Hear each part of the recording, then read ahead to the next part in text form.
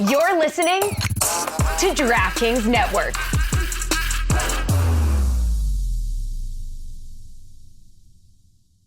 This is the Dan Batard Show with the Stugotz podcast.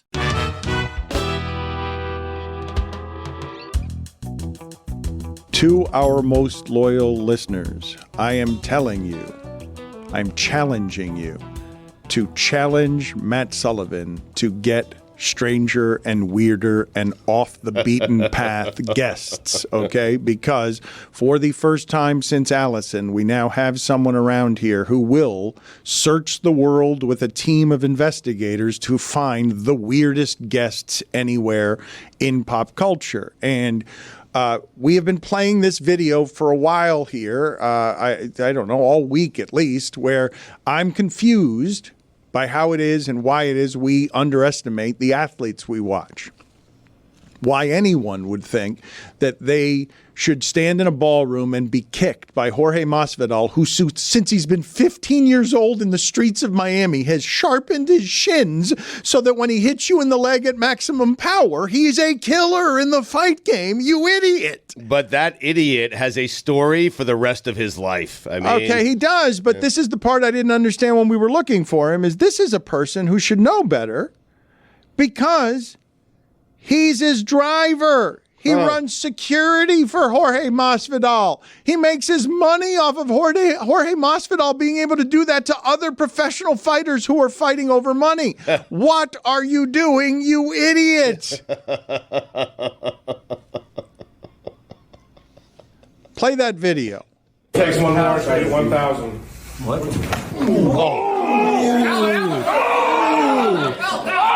And the video, if you're only listening via audio, is him slithering, Kyle Bramlett slithering across the floor, I don't know, 12 feet in writhing pain and shooting Masvidal a middle finger. An idiot. Oh, he joins us now. Kyle, thank you for joining us. Can he still drive? Well, let's find out. Can he hear you calling him idiot? Well, twice. Look, Kyle. Yeah, no, I can drive just fine. It hurt only for a few moments. All right. Okay, so yes, forgive me, Kyle, for being a bit of a moron in the way that I have introduced you. I appreciate your time here. I think you would understand, though, why I'd like the backstory. You're the driver and you help run security for Jorge Masvidal, and this seems like a wildly imprudent thing to do. Why did you do it? And thank you for joining us. Well, I had showed up a little bit late for work, and they were looking for a victim to kick, so I joined in. All right, so just abusive. Jorge Masvidal is an abusive employer who you were late for work in the way. No, not at all. He kicked you. He kicked you. He's the best employer in the world. Okay, so but I don't understand. The punishment for this, I would imagine, would be real pain that you still feel. Did you know this was coming? Does he treat many employees this way? Nah, I knew it was coming. The other guy, he had offered a little bit of money on the side, and I was like, hey, let's go with it. Okay, well, now the story gets more interesting. But the punishment, no matter what, for being late is leg kick. We all know this. We have the same rule. Wait. So I kind of got a win-win situation there. Okay, hold on a second. No, wait a minute. You should be late more often. So in the fighting game, Jorge Masvidal, I don't know how many employees he has. You're telling me that it's understood that if you're late, this is the way the boss punishes lateness? It's almost everything is punishable by leg kick. Of course. Wait a minute. Also, everything is recorded on film, so Kyle, you wanted to sue. Kyle. We just find people. No, but Kyle. All right, so Kyle, what you're explaining to us about the savage world that you live in is that this is normal? That what just happened to you, you knew what that would feel like because there have been 100 people before you who have suffered this, or does everyone just know not to be late? Yep, He dropped off. That's what happens when you fly too close to the sun, Dano. He may be in trouble now. Probably going to get kicked. He's going to get kicked for that, yeah. Oh, boy. For telling the truth. So could we volunteer to get kicked by you, but then also sue you for it? Because I would sign up. It's a heady play. Heard of death punishment kicked by Dan? I have a lot more questions. Should we be joking about that? I don't know. No, do you guys, I think This is weird. It is possible that his employers now cut him off and we're going to be in an editing decision journalistically with this ridiculous interview. This is possible because this is not the turn I saw this taking. I thought It's shocking because you started so pleasant. Yeah. Brought him in so nicely. Just as discount Willy Wonka calling him an idiot. I will admit to being aggressive because I've been emboldened by this costume today. It's the stick, like It this is. shaft you're waving shaft. around has Yes. given Golden you shaft. power. Yes. The golden. Can we call it a scepter? Is that more acceptable? The shaft is wild work. Yeah, it's awkward. That's what he called it. It's what I've been calling it, and I understand, Juju, why it is that you would object, and yet I'm going to lean into it. I'm going to continue to lean into the power of the golden shaft. Hey, my boy back. Okay, Kyle has rejoined us here. Thank you, Kyle. And we're wondering, did that leave a mark? How long ago was this done, and did it leave a bruise? It was done on Friday, and no, it never left a bruise. Okay. Wow. So you're okay. nice dive. So Taking quite a few leg kicks. okay. Well, okay. So this is now about your toughness, because I'm saying you're an idiot, and you're saying no, I'm not. It didn't hurt that much. I mean, it definitely hurt. He hit me with at least 70, 80% or so. It was a good kick. But, when you can't check the kick and you just got to take it, it hurts a little more. Yes, but the middle finger that you gave him, it was pathetic. Oh, I was upset at the time. But it was pathetic, is what I'm saying. You're writhing on the floor. This is not your You most. wanted a more menacing middle finger? I'm just saying. I mean, You can't hit the boss. The boss is the man. So I know. Do you have anything nice to say about Kyle? I mean, Okay. Well, Kyle, this is my fault.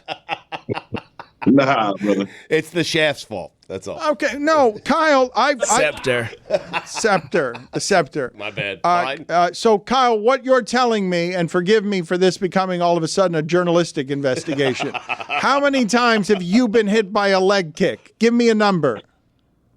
Over 1,000. You've been I've trained for a while, so. wow. You've been late 1,000 times. No, huh? well, that's not the question. Forgive me. Jorge only the single kick. He only got me the one time. Okay, so you've only been late once. Okay, because that was going to be my second question. Of those 1,000 kicks, or more than 1,000 kicks, how many of them have been by your boss, Jorge Masvidal, as an abusive punishment for being late? For sure, just the one. And how And many? we won't be late again. Okay, and how many other employees have been kicked in the leg as a form of punishment? Because all of you guys know that's the punishment for being late. I don't know if I'm allowed to answer that question, but we're going to go with a solid 3. Okay. Well done. All Okay. three super necessary. Okay, Kyle, I appreciate you. That you protected your boss. I was really aggressively trying to get you to snitch, but you're not going for that. You're just telling us, look, I'm tougher than I look. That wasn't as bad as it looked. And also, I gave him the middle finger, so I'm still tougher than you think I am. We'll take it. Sounds good. Why were you late that day? Just out of curiosity. Traffic? We had a little safety meeting out in the parking lot,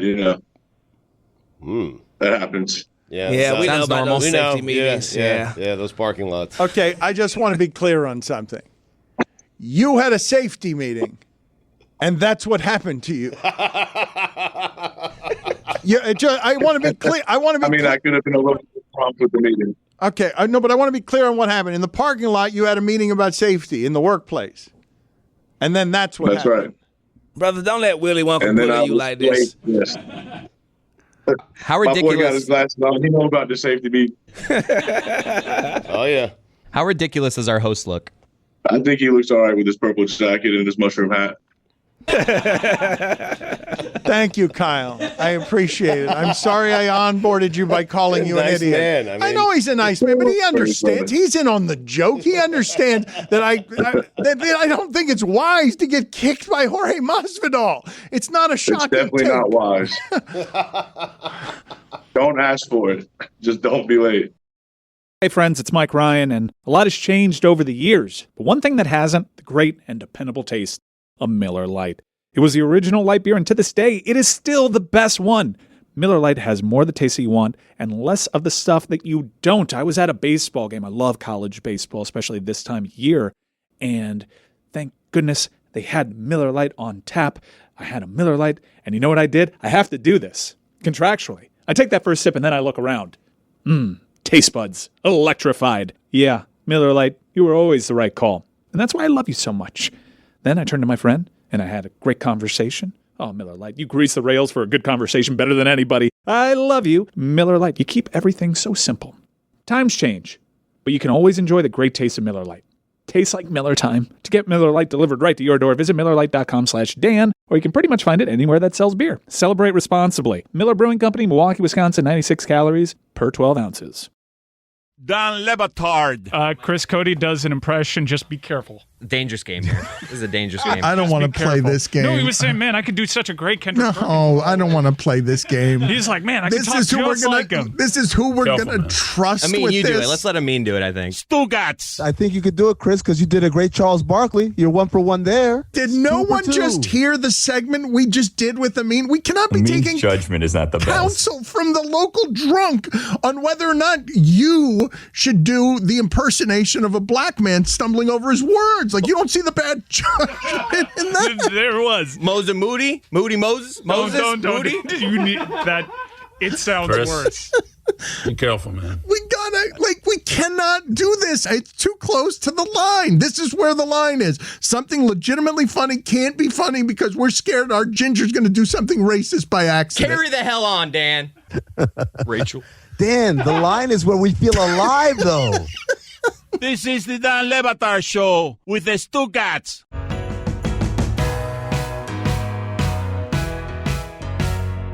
Forgive me, I continue to get displaced. Stugotz, I don't want to move too far away from who the 5 people are that you have allowed the rights to steal a take from you. I've granted permission. Because now we know it's Hembo and we know it's 1. I didn't know it was up to 5. I really did not. And I didn't know there were any, honestly, that had gotten the highest honor, right? Is it not the highest honor in broadcasting for Stugotz to say, no, Rich Eisen, Dan Patrick, you guys are just thieves. You guys take my ideas and you don't credit me for them, and then they get insulted. But these 5 guys, Stugotz, or I'm assuming they're guys, these 5, Stugotz says, steal my takes. You want them? They're all yours. It was shocking to you because normally I do get upset if someone steals my take and doesn't give me credit, but you were shocked to learn that, no, I'm good with Hembo.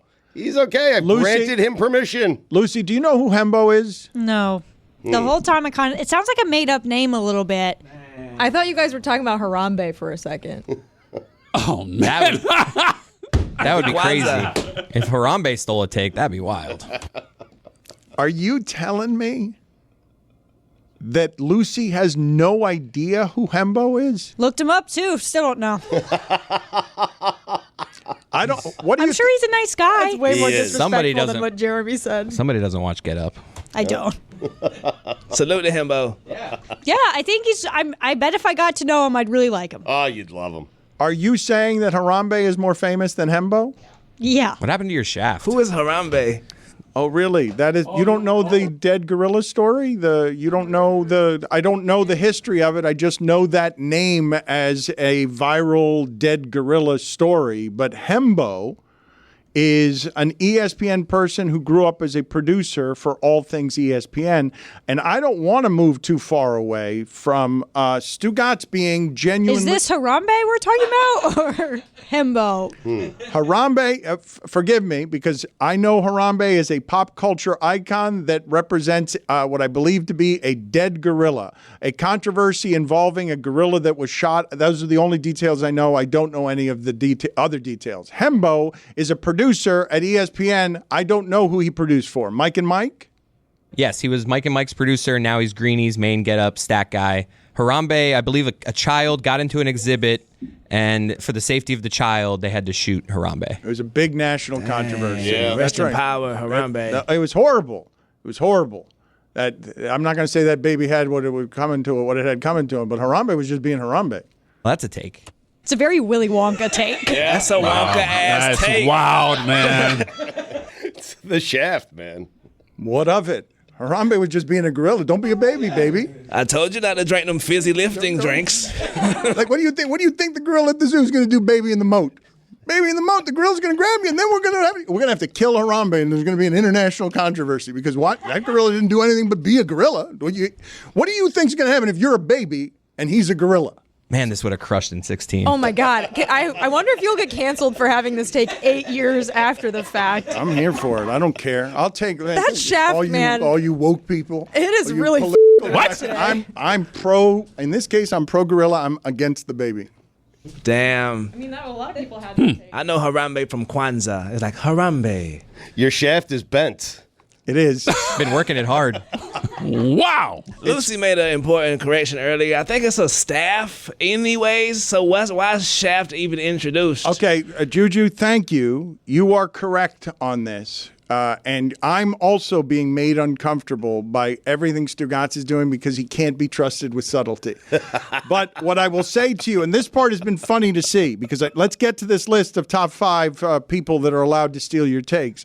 But what has been funny to see is the power that this golden scepter has given me today has been so intoxicating that I'm not kidding you when I say this. Billy once said, mumbling and wasn't that long ago, mumbling as Stugotz left the room to me, Dan, how have you not realized yet that if you want to get a colonoscopy, he wants to get a colonoscopy? So Stugotz, during one of the breaks today, said, I want a cane. Transition. What? I do want a cane. Only because it's become increasingly harder for me to get up. I mean...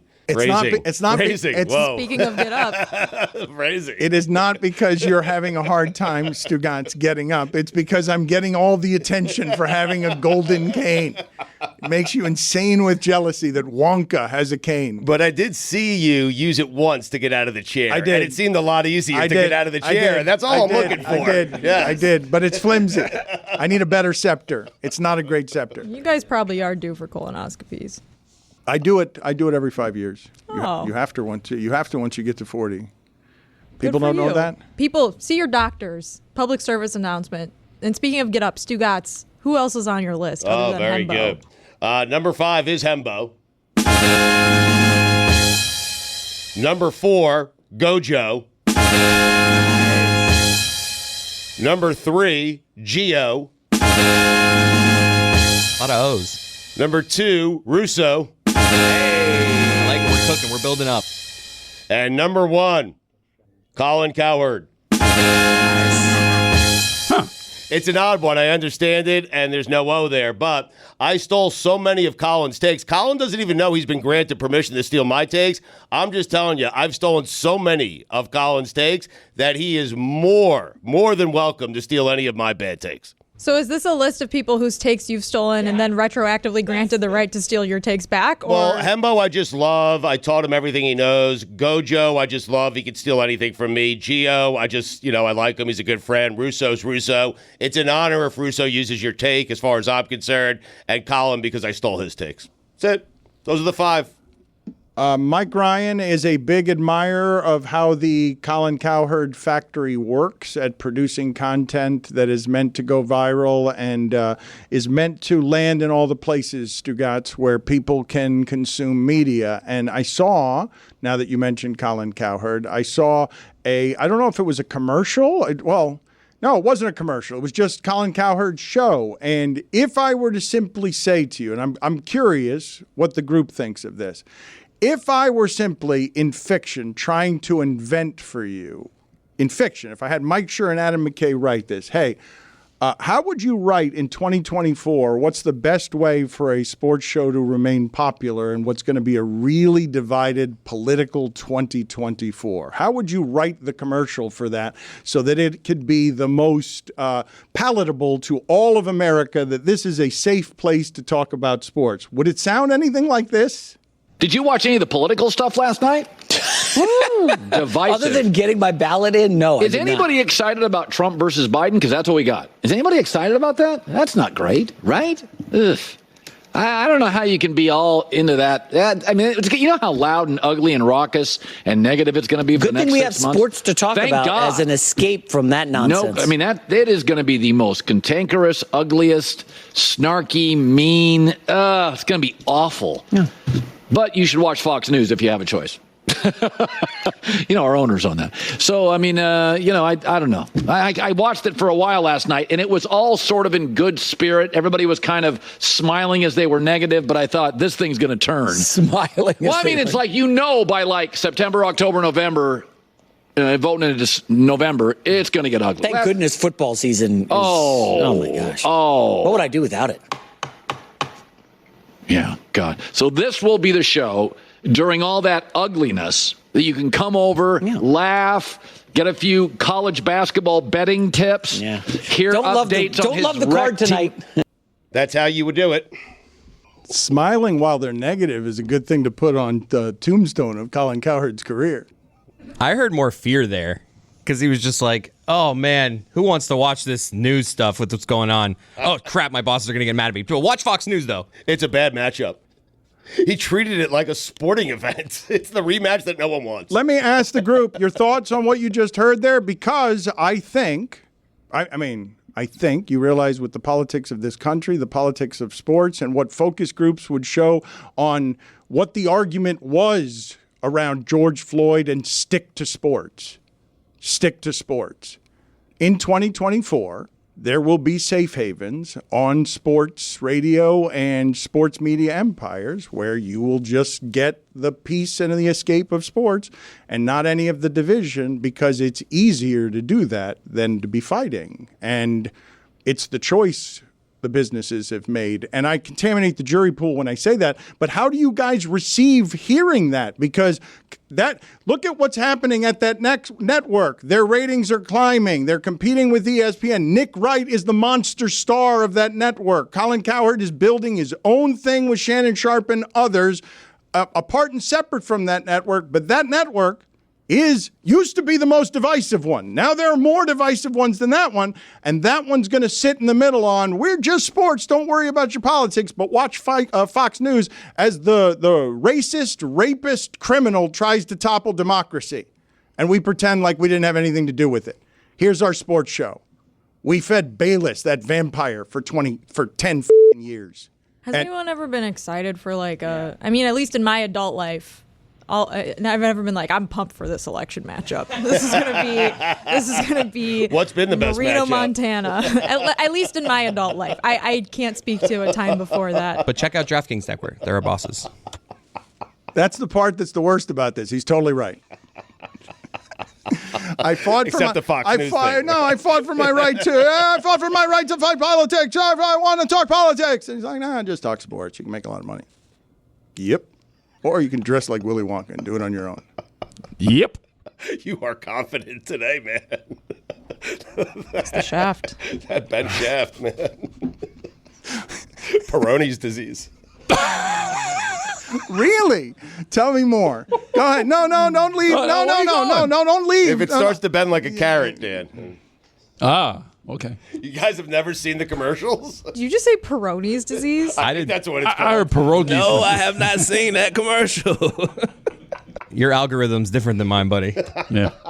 Somebody please come in here and explain to me what just happened to Stugotz and his computer, because he either read something wrong. Stugotz very confidently did something there that I'm pretty sure was wrong. Can somebody walk me through this, please? What just happened there?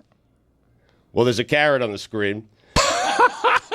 Your shaft is bent, and I was simply describing something that some guys go through with their shaft being bent. I've never heard of that. Deep cut, though. Yeah. But are you pronouncing it correctly? Are you confident you're pronouncing it correctly? Oh, no. Are you kidding me? You pronounced it like the Italian beer, I believe. Peroni's. You did make it a pizza shop. You did. Bench Shaft Pizza Shop. Starting is everything when it comes to fitness. Peloton helps you start no matter what level you're at. Wherever you're starting, there's thousands of classes to get you moving. Whether that's beginners or advanced rides, feel-good live DJ rides, or artist-themed rides, they've got something for you. Peloton bike instructors keep you motivated from day one. They'll show you the basics, help take the guesswork out of your workout, and encourage you to build from there. And now with Peloton Entertainment, you can keep moving and watch your favorite TV shows and live sports as you ride. Perfect for those days when you don't want to miss a thing. And if you don't have a bike, take a dance class, take a core class, take Pilates, take a stretching class, start a program with Andy, do a core program with Emma. You can do it all at Peloton. You can get a Peloton row, and you're not even going to get wet because it's inside your own house without water. How'd they do it? I don't know. Wherever you're starting, get moving with a Peloton bike or Bike Plus rental at onepeloton.com/bike rentals. Terms apply. Don Le Batard. Ravens good double up the Colts, and they are good against every team except the Steelers. I mean, So that's a 14-point win there for the Ravens. yeah.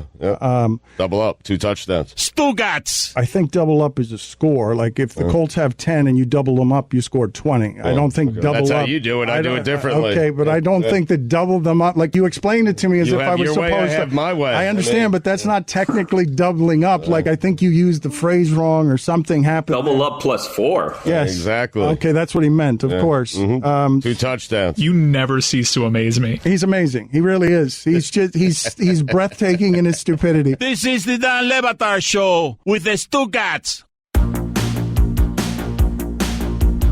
So Chris Lowe published an article this week about the inner workings of how Nick Saban left Alabama and they went and hired Kalen DeBoer. It was one of the more interesting articles I've read in a long time because it was like a super in-depth look of just the 48 hours of Nick Saban leaving, how that decision came to be made, plus who were they going to hire. I didn't realize it came down to Mike Norvell and Kalen DeBoer, and it was so close.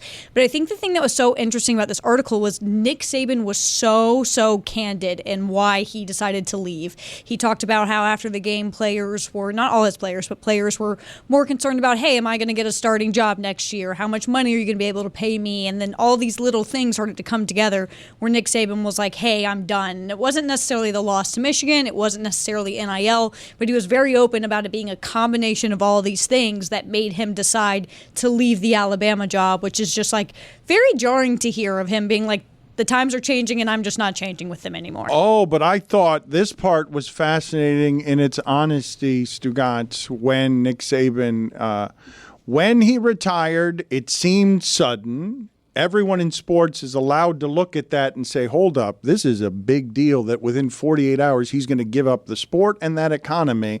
And he's going to be honest on his way out when he talks to Reese Davis about I'm too old for this. Both of our presidential candidates are older than him, and the Alabama job is moving too fast for Nick Saban. The most interesting thing to me about the entire career of Nick Saban, and I regret calling him a used car salesman, a snake oil salesman, a vacuum cleaner salesman. When he left, you got there. When he left South Florida, I called him a lot of names on television and a lot of salesman names. Yes, I mean, look, man, he sold the Dolphins what I thought was a lie because he made a secret deal with Huizenga, and Huizenga told him, if you don't like the pros, you can go back and I'll never criticize you. And he never did. They made that deal, and Nick Saban went and conquered college sports in a way that he couldn't have. I was wrong there, famously, loudly wrong. Play the wrong song real quick as I segue into what I want to say about Nick Saban before I ask Lucy some questions. You're wrong.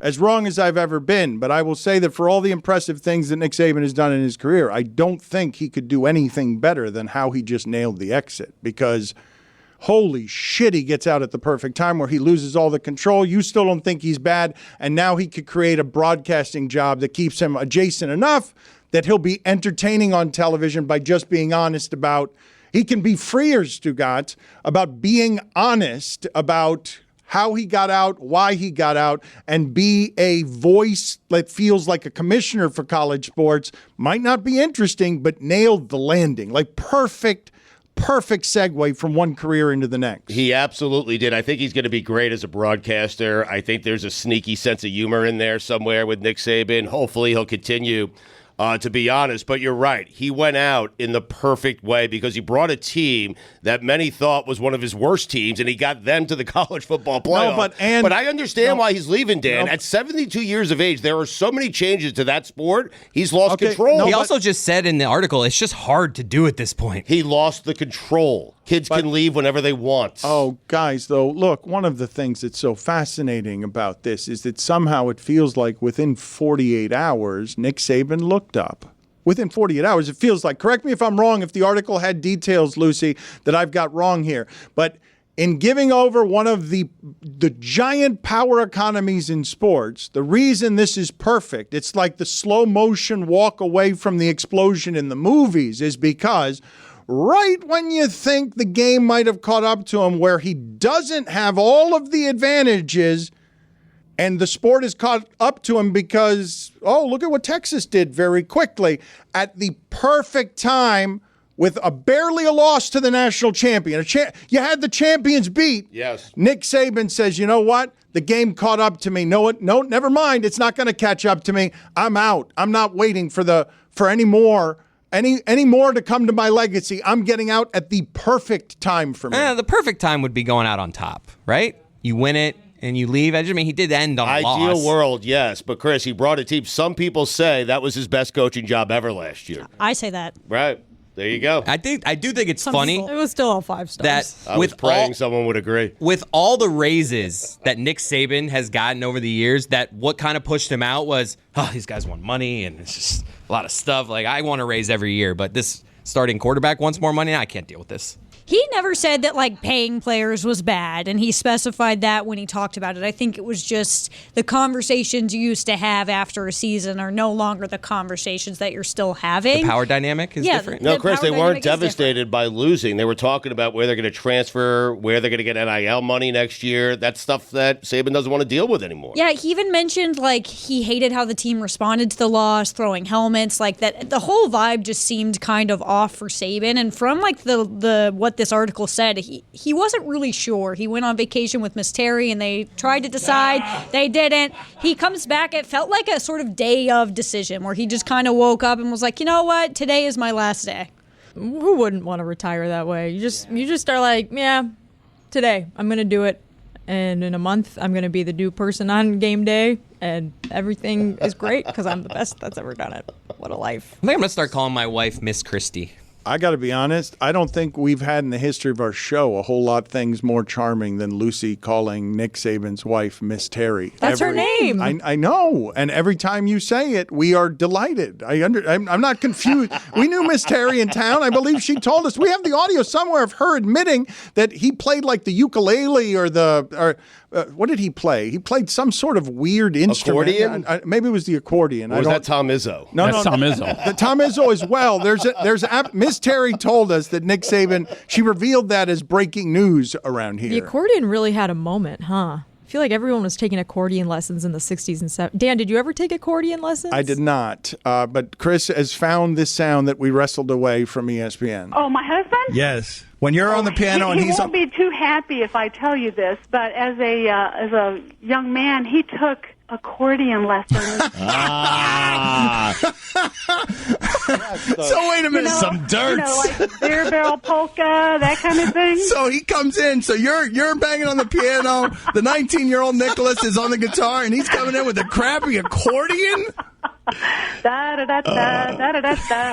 how lame is that?